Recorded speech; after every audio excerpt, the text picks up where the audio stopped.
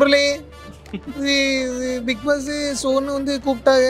நான் வந்து நிறைய பார்த்துருக்கேன் விஜய் டிவியில். வந்து எனக்கு அது பிடிக்காத ஒரு நிகழ்ச்சி வந்து பிக் பாஸ். நான் போன வருஷமே சொன்னேன். The legendary actor Azeem. Bigg Boss ஷோவே அது அப்படிதான். ஏன்னா ஃபோன் இல்லாமல் ஒரு 14 பேர் முடிஞ்சே தான் திரும்ப திரும்ப பார்க்கும்போது ஒரு 3 நாள் ஒருத்தவனை பார்த்து ஹாய் சொல்லலாம். 4வது வாட்டி அவனே இவனே தானா. இந்த பையன் ரீசெண்டாக தான் இப்போ கோவப்பட்டு, ஏன்னா இந்த மாதிரி அசீம் வந்து நான் அங்கங்கே பார்த்துருக்கேன். பட் வீட்டுக்குள்ளே ஃபர்ஸ்ட் டைம் நான் அந்த அசீமை பார்த்தேன். அண்ட்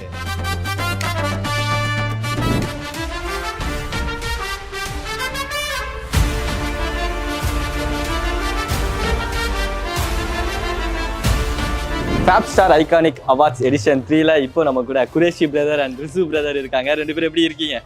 நல்லா இருக்கும். நல்லா இருக்கேன். இங்க 2 பேருக்காக ஒரு சின்ன ஒரு செக்மெண்ட் ஒன்று வச்சிருக்கேன் நான். Okay, photo segment.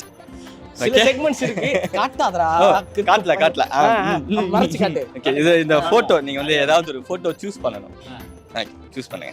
ஆனா பார்க்க கூடாது, சூஸ் பண்ணி மட்டும் வைங்க. நீங்க எப்படி?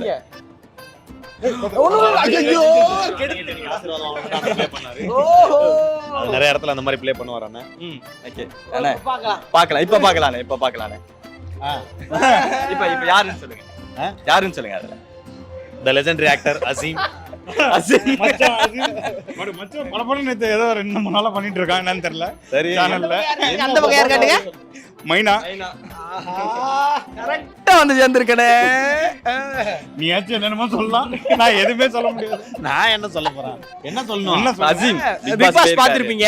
அசீமனுடைய பெர்ஃபார்மன்ஸை ரசிச்சிருப்பீங்க. அப்படியே நீங்க ரசிச்ச மூமெண்ட் அசீமனுடைய பத்தி உங்களுடைய கருத்துக்கள் என்ன? அசீமை பத்தின்னு தெரியாது. பட் பிக் பாஸ் ஷோவே அது அப்படிதான். ஏன்னா ஃபோன் இல்லாமல் ஒரு 14 பேர் முடிஞ்சே தான் திரும்ப திரும்ப பார்க்கும்போது ஒரு 3 நாள் ஒருத்தவனை பார்த்து ஹாய் சொல்லலாம். 4வது வாட்டி அவனே இவனே தானா. அந்த மாதிரி ஆகும். எல்லாருக்குமே அவங்களோட என்ன சொல்றது, மைண்டு இதாகும், மூட் ஸ்விங் ஆகும். ஸோ அதனால ஒவ்வொருத்தவங்களும் ஒரு இது. பட் இந்த பையன் ரீசெண்டாக தான் இப்போ கோவப்பட்டு, ஏன்னா இந்த மாதிரி அசீம் வந்து நான் அங்கங்கே பார்த்துருக்கேன். பட் வீட்டுக்குள்ளே ஃபர்ஸ்ட் டைம் நான் அந்த அசீமை பார்த்தேன். அண்ட் அது ஒரு என்னைய பொறுத்த அளவுக்கு அது ஒன்றும் பெரிய பாவம். அவங்க வெளியில் மக்கள் கருத்து சொல்கிற மாதிரி அதெல்லாம் ஒரு மேட்டரே கிடையாது. இப்போ நீங்கள் உள்ளே போனாலே அப்படி தான் இருக்கும் உங்களுக்கே. ஸோ அது ஒரு ஷோ, அவ்வளோதான். என்னை பொறுத்தவரை எப்படி ரியாலிட்டி ஷோ இருக்கே, தூக்கத்து கோமாளி, காமெடி கலக்க போது யாரும், அந்த மாதிரி இது ஒரு ஷோ, அவ்வளோதான். அதில் ஒரு ப்ளே பண்ணுறாங்க. எப்படி நாங்கள் ஒரு கேரக்டராக ஒரு வக்கீல் கேரக்டர் மாதிரி நடிக்கிறோமோ அது மாதிரி இவங்க போய் ஜாலியாக கோவமாக ஒரு ப்ளே பண்ணுறாங்க, அவ்வளோதான். ஷோ தான். கமல் சார் வந்து யாருக்கு ரெட் கார்டு கொடுப்பீங்க அப்படின்னு சொல்லி கேட்டதுக்கு வீட்டில் இருக்கிற எல்லாருமே நம்ம அசீம் அண்ணாவை சொல்லியிருக்காங்க.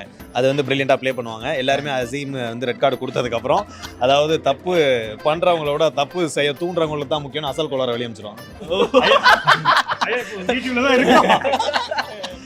அந்த மாதிரி தான் பண்ணுவாங்க. எல்லாரும் எக்ஸ்பெக்ட் பண்ற மாதிரி எல்லாரும் ஒருத்தருக்கு ரெட் கார்டு கொடுத்து அவரே அனுப்பிச்சா எப்படி சுவாரஸ்யமா இருக்கும். அதுதான். இப்போ திடீர்னு இப்போ எனக்கு அவார்டு கொடுக்குற மாதிரி கொடுத்து அண்ணன் கூட கொடுத்துருவாங்க. ஸோ அந்த மாதிரி எதிர்பாராததை எதிர்பார்க்கணும், அந்த மாதிரி இருக்கும். அந்த மாதிரி நான் எக்ஸ்பெக்ட் பண்றேன். தெரியல, மேபி அசீம் அண்ணன் கூட அனுப்பிச்சிடலாம், தெரியல. சமீபத்துல ஒரு ஃபைட் சீக்வன்ஸ் பாத்தீங்களா? அந்த வாடி ஆயிஷா. ஆயிஷா வாடி போடின்னு கூப்பிட்டதெல்லாம் அது யார் மேல தப்பு இருக்குன்னு நினைக்கிறீங்க? யாரு மேல தப்பு இருக்கோ, இதை சொல்ல நமக்கு துப்பு இருக்கோ, அதான் தெரியல. ஆனா என்ன சொல்றது, ஆமா அவரு கொஞ்சம் எல்லாருமே கொஞ்சம் கோபமா தான் பேசுறாரு. கொஞ்சம் அதான் கொஞ்சம் அதான் சீரியல் நடிக்கிற மாதிரி நடிச்சிடலாம் பேசாம. அந்த கொஞ்சம் இதுல ஏன்னா ஒரிஜினலா நம்ம பேசுறோம், பட் வாடி போடி அந்த மாதிரி எல்லாம் சொல்லக்கூடாது. அதுக்கப்புறம் இன்னைக்கு இது பார்க்கும்போது அவங்க சால்வ் ஆயிட்டாங்க. அதுதான் தங்கச்சி நான் சொல்லக்கூடாதா ஒண்ணு அப்படின்னு சொல்றாங்க. விக்ரமன் வந்து வெள்ளை சட்டை போட்டு அரசு நீ அரசு தானே என்ன சொல்லு அப்படின்னு சொல்லி ஒரு ஃப்ரெண்ட் ஆயிட்டாங்க. இது தெரியல ட்ரிக்கா இல்ல என்ன கதைன்னு. பட் சீசன் பார்த்துருக்கோம். இந்த சீசனுக்கு உன்னை விட மாட்டேன்னாங்க, அதுக்கப்புறம் நீ இல்லாம இருக்க மாட்டேன். அந்த மாதிரி ஒரு நாள் அப்படி இருக்கும், அடுத்த நாளே பாருங்க அப்படியே கண்ணீர் மல்க பாசம் அப்படியே ஓடி வந்து கட்டி பிடிப்பாங்க. அந்த மாதிரி ஏதாவது விஷயங்கள்லாம் வைப்பான், நம்பிக்கையா இருக்கேன். ஆனா நீங்க வந்து அமுதவாணன் அண்ணன் போட்டோ எடுப்பீங்கன்னு நினைச்சேன். ஆனா அசீம் அண்ணன் போட்டோ வந்துருச்சு. இருந்தாலும் பரவாயில்ல. அமுதவாணன் அண்ணன் நம்ம கேபிஒயில இருந்து ஒருத்தர் உள்ள போயிருக்காரு அப்படிங்கிறது. ஆக்சுவலா ஆமா, அமுதவாணன் அண்ணன் போயிருக்காரு. அவரை பற்றி சொல்லணும்னா அவர் நல்ல ஒரு ஆர்டிஸ்ட்டு அண்ட் ஒரு அண்டர் ரேட்டடான ஒரு காமெடியன். பல வருஷமாக அவர் நான் பார்த்துருக்கேன், அவர் கூடயே பழகிருக்கேன், நிறைய ஷோஸ் பண்ணியிருக்கோம், ஒர்க் பண்ணியிருக்கோம். நல்ல ஒரு எது பண்ணாலும் டெடிக்கேட்டடாக 100% பண்ணி அதை ஜெயிச்சிடணும், எந்த காம்படிஷன் இருந்தாலும் அப்படின்னு நினைக்கக்கூடிய ஒரு ஆள். ஸோ இதுக்குள்ளே போயிருக்காரு. இன்னும் வந்து அவர் வந்து இன்னும் அவருடைய டேலண்ட்லாம் இன்னும் வெளிக்கொண்டு வரல. மேபி கொண்டு வர்றாரு, காட்ட மாட்டாங்களா எனக்கு அதெல்லாம் தெரியாது. ஸோ இன்னும் அமுதவாணன் அண்ணாவோட கேம் இன்னும் விளையாடலை, பார்ப்போம், விளையாடுவார் கூடிய சீக்கிரம். அடுத்த ஒரு முக்கியமான நபரை பத்தி கேட்டுறேன், ஜிபி முத்தண்ணனை பத்தி. அவர் வாய்ஸ்ல சில வார்த்தைகள் சொன்னீங்கன்னா நல்லா இருக்கும் நினைக்கிறேன். அவர் வயசுல சொல்லவா? திடீர்னு படத்தை படுத்தி விட்டா. நண்பர்களே, இது பிக் பாஸ் ஷோன்னு வந்து கூப்பிட்டாங்க. நான் வந்து நிறைய பார்த்துருக்கேன் விஜய் டிவியில் வந்து எனக்கு அது பிடிக்காத ஒரு நிகழ்ச்சி வந்து பிக் பாஸ். நான் போன வருஷமே சொன்னேன் நான் வரமாட்டேன், என் பிள்ளைகளை பிரிஞ்சு வரமாட்டேன், பிள்ளையெல்லாம் பொண்டாட்டி இல்லாமல் ஒரு நாள் கூட தங்க மாட்டேன்னு சொன்னேன். பட் வந்து வற்புறுத்தி தலைவரே நீங்கள் வந்தே ஆகணும் தலைவரே, நீங்கள் தான் டிஆர்பி, நீங்கள் வந்தால் தான் நிகழ்ச்சி நடக்கும், அந்த மாதிரி நிறைய பேர் வந்து கெஞ்சி கூப்பிட்டாங்க. அதனால தான் வந்தேன். இது இப்போ ஓகே இப்போ ஜாலியாக உங்களை வீட்டுக்கு விட மாட்டாங்களே தலைவர், அதை பற்றி நினைக்கிறீங்க? வீட்டுக்கு விட்றான் தொலைகிறான், இது ஒன்றும் பிரச்சனை இல்லை. ஏன்னா வந்து நான் வெளியில் சூர்யான்னு ஒரு பொண்ணை சைட் அடிப்பேன், உள்ள 7-8 பொள்ளையே ஜாலியாக சந்தோஷமாக இருக்குது. வெளில எவ்வளோ வைத்தறிச்சு பிடிச்ச செத்த பள்ளியில் நல்லா பார்த்துக்கங்களே, தலைவர் ஜாலியாக இருக்கேன். ஓகே லெட்ரு கிட்டர் போட்டிங்க நக்கு. ஆனால் அண்ணனும் நல்லா மிமிக்ரி பண்ணுவாருண்ணே. மதுரை முத்து பண்ண அண்ணனும் ஜிபி முத்து அண்ணன் கிட்ட வருவோம். அண்ணன் வெர்ஷன் ஒன்று பார்த்துருவோமா? ஜிபி முத்து எனக்கு டேய் கோத்து வர்றியா? ஜிபி முத்து பண்ணோட வேற ஏதாவது இருக்குல்லங்க வாய்ஸ், இவனுக்கு பிடிச்ச வாய்ஸ். மைனா காமெடி பண்ணுங்க. சரி போலாமா உள்ள? அண்ணா உங்களுக்கு பிடிச்ச ஒரு வாய்ஸ்ல குரேஷிக்கு பிடிச்ச வாய்ஸ் எங்கிட்ட என்ன இல்லைனா விஜய் சேதுபதி சார். இந்த வாய்ஸ்ல மைனாக்கா பத்தி சொல்லணும். விஜய் சேதுபதி அண்ணன் வந்து பிக் பாஸ் பார்த்து மைனா அவங்கள கப்பலாவே நடிச்சிருக்காங்க. ஓகே, அது ரொம்ப ரிலாக்ஸ், ரொம்ப சந்தோஷமா இருக்குது. ஏன்னா ஆக்சுவலி படம் நிறைய பார்த்துருக்கேன், ஒரு படம் நடிச்சிருக்கும் போது தெரியும் இல்லை வேறு லெவலில் பண்ணுவாங்க, வேறு லெவலில் ஆர்டிஸ்ட்டு வேறு லெவலில் பேசுவாங்க, செட்லேயே பார்த்துருக்கேன். பட் ஆனால் வந்து அது ரியாலிட்டி அங்கே பெரிய விஷயம் இல்லையா, அது சூப்பராக பண்ணுறாங்க, அவங்க வேலையை நல்லா பார்த்துட்ருக்காங்க. பிக் பாஸ்ல ஒரு சின்ன விஷயம் தான், அவங்க வேலையை பார்க்குறாங்க, அவங்க வேலையை பார்க்க விடுங்க சரியா. பார்க்க விட்டாலும் வாழ்க்கை நல்லாயிருக்கும், உள்ளே இருக்கிறவங்களுக்கு ஒரு நல்ல வாழ்க்கை கிடைக்கும் சரியா. கமல் சார் ஒரு பெரிய ஃபேனு, அதை தாண்டி உள்ளே இருக்கிற அனைவரும் நல்ல பெரிய ஆளாக வாங்க. நன்றி, லவ் யூ அண்ட் மைனா ஆல் தி பெஸ்ட், நல்லா பண்ணு சரியா. தேங்க்யூ. விஜய் சேதுபதி அண்ணா வந்து மைனா அக்காவை பற்றி சொல்லிட்டாங்க. நீங்கள் சொல்லுங்கள், நிறையா வருஷமாக விஜய் டிவியில் மைனா அக்கா கூட ட்ராவல் பண்ணிட்டு இருக்கீங்க. எஸ், மைனா வந்து ஜென்ரல் வருஷமாக தெரியும் அவங்கள. மைனா இஸ் வண்டர்ஃபுல் கேரக்டர். இது இப்போ எப்படி உள்ள வெளியே இருக்க எப்பவுமே ஜாலியான கேரக்டர், எப்போவுமே அந்த கேமரா அதெல்லாம் கிடையாது, எப்பவுமே ஹாப்பியாக ஜாலியாக ஃபன்னாக இருக்கக்கூடிய ஒரு கேரக்டர். அதான் இருக்காங்க, அதான் பண்ணிட்டு இருக்காங்க. அண்ட் நல்ல ஸ்வீட்டஸ்ட் கேரக்டர் அவங்க. யோகேஷும் சரி, பையனும் சரி, எல்லாமே சூப்பர்பு.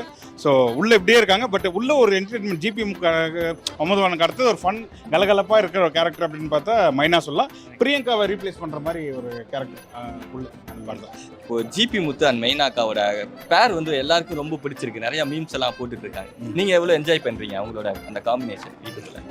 அன்னைவருமே என்டர்டெய்னர் சொல்ல எல்லாருமே நல்ல காம்போ. இவங்க 2 பேரும் ஒரு நல்ல காம்போ, நல்ல கலாய்க்க ஜாலியாக பேசுகிற கேரக்டர்.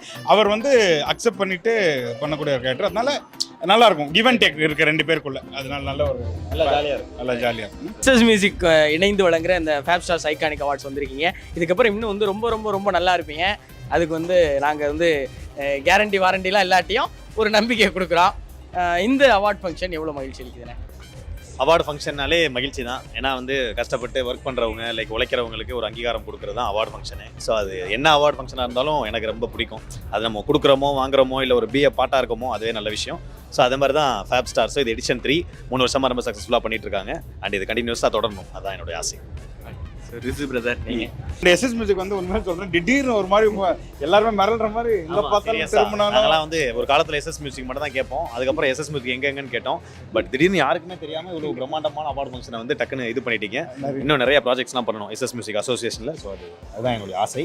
என்ன சொல்கிறீங்க? கண்டிப்பாக எஸ்எஸ் மியூசிக்லாம் அதான் சின்ன வயசில் இருக்கும் போதுலேருந்து. சின்ன வயசில் வந்து இந்த புரியாத பாட்டு கேட்கறதுக்காக நான் எஸ்எஸ் மியூசிக் கேட்பேன். ஏன்னா தமிழ் புரியாத பாட்டை கேட்க மட்டும்தான். ஆமாம் கிடையாது, அதுக்கு ஃபேஷன் டிவி இருக்கு. ஸோ எல்லா டிவியும் ஒவ்வொருக்கும் ஒரு சேனல் நம்ம வச்சிருக்கோம். ஸோ அதனால நீங்க ஒரு பரிசுத்தமான 90 கிட்ஸ் அப்படிங்கிறத மனசார ஏத்துக்கிட்டேனே. அவார்ட் ஃபங்க்ஷன் நிறைய ஹோஸ்ட் பண்ணிட்டு இருக்கீங்க, அவார்டு வாங்குறதுக்கு வந்துறீங்க. இது வந்து எப்படி ஒரு அனுபவமா இருக்கு? அவார்டு தர்றாங்களா? அப்படியா? ஐயோ, இதையே சொல்லாம விட்டாங்க. நல்லா இருக்கு, அதிர்ச்சி வச்சுடுறதுல எனக்கு ரொம்ப மகிழ்ச்சி. குக் வித் கோமாளி அந்த ஷோ மூலமா தான் இப்போ ரீசெண்டாக வந்து நம்மளுடைய பெர்ஃபார்மன்ஸ் வந்து மக்கள் ரொம்ப விரும்பி எங்கே போனாலுமே சொல்கிறாங்க. ரொம்ப நீங்கள் இப்படிலாம் பண்ணுவீங்கன்னா நாங்கள் எதிர்பார்க்கல, இவ்வளோ திறமையான ஆளா நீங்கள் அப்படிலாம் கேட்குறாங்க. ஸோ அதை ரெக்கக்னைஸ் பண்ணி ஃபஸ்ட்டு என்னை ஃபேப் ஸ்டார்ஸில் தான் அந்த அவார்டு கொடுக்குறாங்க. ஸோ ரொம்ப சந்தோஷமாக இருக்குது. என்றைக்குமே வந்து ஆமாம் நிறைய ஹோஸ்ட் பண்ணியிருக்கேன், நிறைய பேருக்கு அவங்க பேரெல்லாம் அனௌன்ஸ் பண்ணியிருக்கோம். ஸோ இப்போ நம்ம பேரை ஒருத்தவங்க அனௌன்ஸ் பண்ணுறாங்க, நம்ம போய் அவார்டு வாங்கும்போது அது ஒரு பெருமையான ஒரு மொமெண்ட்டு. கொடுக்கும்போது தோணுமா நமக்கு ஒன்று தர மாட்டான் இல்லடா? தோணும், கன்சோலில் அவங்க என்ன சொல்கிறாங்களோ அதை செஞ்சுட்டு மூடிட்டு போகணும், அதுதான் ஆக்கரோட வேலைன்னு தோணும். சரி ஓகே அப்படின்னு சொல்லிட்டு அந்த மாதிரிலாம் தோணும். பட் அவார்டு ஃபங்க்ஷனில் யார் அது நல்லது தான், கொடுக்குறதோ வாங்குறதோ ஹோஸ்டாக இருக்கிறதோ ஜாலியாக இருக்கும். கண்டிப்பாக சார். இன்னும் முக்கியமான விஷயம் என்னன்னா குரேஷி எல்லாம் நம்ம அதான் அவர் பிரதர்ஸ் எல்லாருமே ஃபேமிலி ஒரு 10 years. ஆனால் ஒரு விஷயம் சொல்கிறேன், அப்போதுலேருந்து நான் சொல்கிற ஒரே விஷயம் குரேஷிக்கு என்னென்னா எக்ஸ்ட்ராடினரி டேலண்ட்டு. கவுண்டர் வந்து சீரியஸாக சேனல்லே எனக்கு தெரிஞ்சு one of the bestest counter அடிக்கிற ஆள் வந்து எனக்கு தெரிஞ்சு குரேஷ் தான். அதே மாதிரி 3 ஹவரில் ஒரு 3 நாள் ஸ்டேஜை கொடுத்து மைக் கொடுத்தாலும் he can able to manage. அதுக்காக இங்கே வந்து அப்படிலாம் பண்ண மாட்டாங்கன்னு தெரியும். ஆமாம், இல்லை ஆக்டிங் வைஸில் சொல்கிறேன், நிறைய படம் பண்ணிட்டு இருக்காப்புல. அண்ட் இப்போ ரிலீஸ் ஆக போகுது பீஸா 3 வரப்போகுது. அதுலேயும் முக்கியமான கேரக்டர் பண்ணியிருக்காப்புல. நிறைய திரைப்படங்கள் அப்கமிங் வந்துட்டு இருக்கு தம்பிக்கு. ஸோ கண்டிப்பாக கூடிய சீக்கிரம் வந்து நிறைய நடிக்கிறதுக்கான நிறைய அவார்டு வாங்குறதுக்கு வந்து நம்ம வந்து பண்ணியிருக்கோம். ஸோ பெரிய திரை போயிட்டு ஆல்ரெடி நிறைய சாதிக்கணும். அதனால வாழ்த்துக்கள். ஸோ அதனால எஸ்எஸ் மியூசிக் சார்பாகவும் என் சார்பாகவும் எங்க சார்பாகவும் வாழ்த்துக்கள். Love you. எங்களுக்கு பதில் அண்ணனே அந்த கேள்வி கேட்டாங்க. இருந்தாலும் எண்ணிலடங்கா படங்கள் நீங்க பண்ணுவீங்கன்னு தெரியும். அதுல எண்ணி ஒரு சில படங்கள் மட்டும் பேர் சொன்னீங்கன்னா நாங்க அதில் மகிழ்ச்சி அடைஞ்சுக்குவோம். பீஸா 3ன்னு ஒரு படம், தீங்கிரைன்னு ஒரு படம், மிடில் கிளாஸ்னு ஒரு படம், அப்புறம் இப்போ கரண்டாக வந்து ஆர்ஜே பாலாஜி சார் ஹீரோவா சிங்கப்பூர் செல்வன் ஒரு படம். அது இதற்குத்தானே ஆசைப்பட்டாய் அந்த டேரக்டர் கோகுல் பண்ணுறாரு. ஸோ அது மாதிரி ஜாலியாக போயிட்டுருக்கு. 3 படம் முடிஞ்சிருச்சு. இது 4வது படம் ஷூட்டிங் போயிட்டுருக்கு. எப்போ ரிலீஸ் ஆக போகுதுன்னு தெரியல. ரிலீஸ் ஆனதுக்கப்புறம் என்ன போகிறேன்னு தெரியல. பட் எக்ஸைட்டாக இருக்கு. அவ்வளோதான். நிறைவா உங்களை விட்டுற மாட்டோனே. கடைசியா ஒண்ணே ஒன்று, நீங்க இந்த உலகத்துக்கு கொடுத்ததை வச்சு உங்கள்கிட்ட ஒரு சின்ன கலகலா, அதான் ஒன்றும் இல்லை, ஒரு மொக்க காமெடி தம்பி ஒன்று கேட்பேன். அதுக்கான பதிலை நீங்க சொல்லும் பட்சத்தில் ஒன்றும் தரமாட்டேன், நன்றி சொல்லி அவ்வளோதான். அந்த கேள்வி என்னன்னா, ஒரு ஆள்னே காஃபி குடிக்கணும்னு ஆசைப்பட்டு கார் எடுத்துட்டு போயிருக்காப்ல. விறுவிறுன்னு போன ஒரு காப்பி கடை வாசல்ல காரை நிப்பாட்டிட்டு பின்னாடி இருக்குல்ல அந்த 2 டயரையும் கலட்டி தூக்கி போட்டு அவர் ரோட்ல கடற்கரை ஓடிட்டார். ஏன்? நீங்க கெஸ் பண்ணுங்க. வாய் இல்லை, இதோட பயங்கரமாக வச்சிருக்கோம். பட் இது வர மாட்டேங்குது. இல்லை புரியல, ஆக்சுவலி தெரியல, எனக்கு ஆன்சர் தெரியல. அண்ணே காப்பி குடிக்க போறாரு கார் எடுத்துக்கிட்டு. கருப்பட்டி கருப்பட்டியோ சிகப்பட்டியோ விட்டுருங்க. அதை எடுத்துட்டு போனவர் பார்க்கிங்ல காரை நிப்பாட்டி பின்வீல் 2ஐயும் கலட்டி தூக்கி போட்டு கடன் கடைக்குள்ள ஓடிட்டார். ஏன் தெரியலையே. ஏன்னா அவர் நிப்பாட்டினது 2 வீலர் பார்க்கிங். சரி போவோமா? தெரியலன்னு சொன்னா அசிங்கம் இல்ல. தெரியலன்னு சொன்னா அது வந்து எவ்வளவு ஒரு மான பிரச்சனை இல்ல. சோ இந்த ஆன்சர் நம்ம சொன்னாதான் அசிங்கம். அதெல்லாம் கேவலம். இது தூக்கி கமெண்ட்ல கிழிச்சு விட்டுறாங்க. ரொம்ப நன்றி. அண்ட் போய் உள்ள இது பண்ணுவோம். இந்த பத்திரமா வச்சு யார் சொல்லி தர்றா? அதெல்லாம் தங்க தரேனா? புக் எழுதுற டெய்லி ரீல்ஸ் பண்றாங்க. வேற மாதிரி பண்ணிட்டு இருக்காங்க.